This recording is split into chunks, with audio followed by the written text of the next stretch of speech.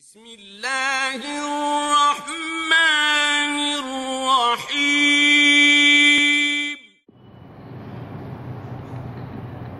السلام علیکم ورحمۃ اللہ وبرکاتہ۔ بسم اللہ الرحمن الرحیم۔ عن ابی الدرداء رضی اللہ تعالی عنہ قال قال رسول اللہ صلی اللہ علیہ وسلم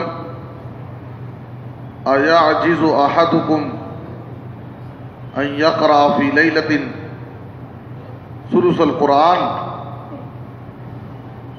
قالوا كيف يقرأ ثلث القرآن قال قل هو الله أحد تعدل ثلث القرآن رواہ مسلم۔ محترم حضرات، صحیح مسلم کی ایک حدیث آپ حضرات کے سامنے پیش کی گئی ہے، اور اس حدیث میں سورۃ الاخلاص قل هو اللہ احد اس سورت کی فضیلت بیان کی گئی ہے۔ ایک مرتبہ نبی صلی اللہ علیہ وسلم نے صحابہ کرام سے کہا، کیا تم میں سے ایک شخص عاجز ہے اس بات سے کہ ایک رات میں تہائی قرآن پڑھ لے؟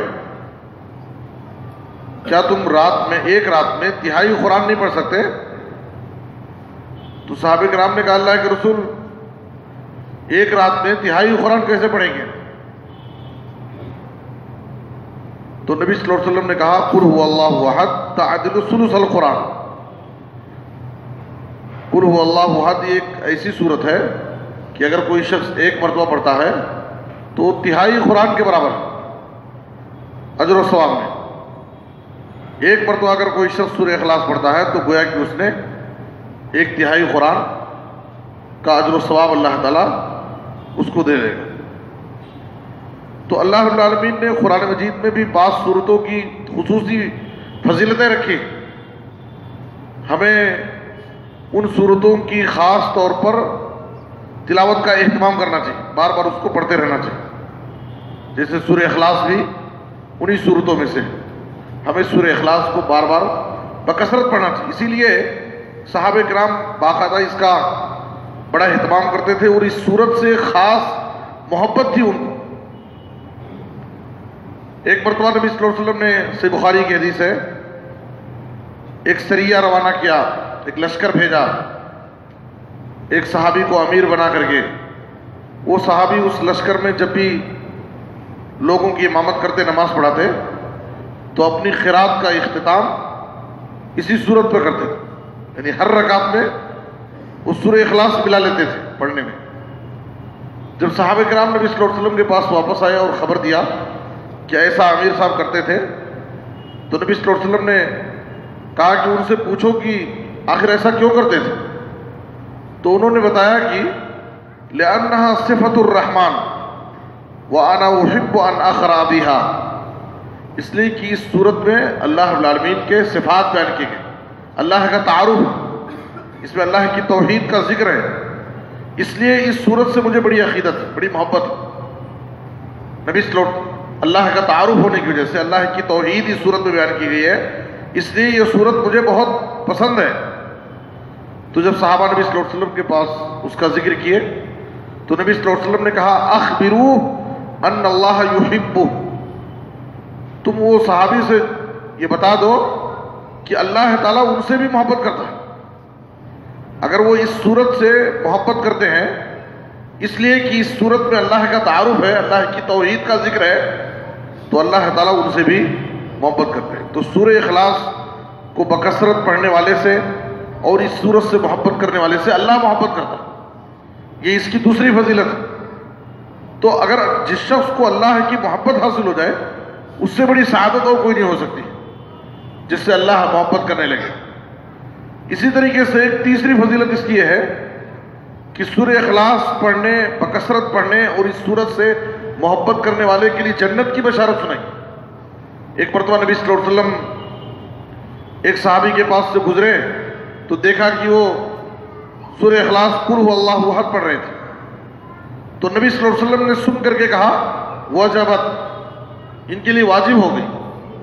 تو ابو ہریرہ رضی اللہ عنہ آپ کے ساتھ تھے، تو انہوں نے سوال کیا وما وجبت، اے اللہ کے رسول ان کے لیے کیا چیز واجب ہو گئی؟ تو آپ نے کہا وجبت لہ الجنہ، مسند احمد کی حدیث ہے، آپ نے کہا کہ ان کے لیے جنت واجب ہو گئی۔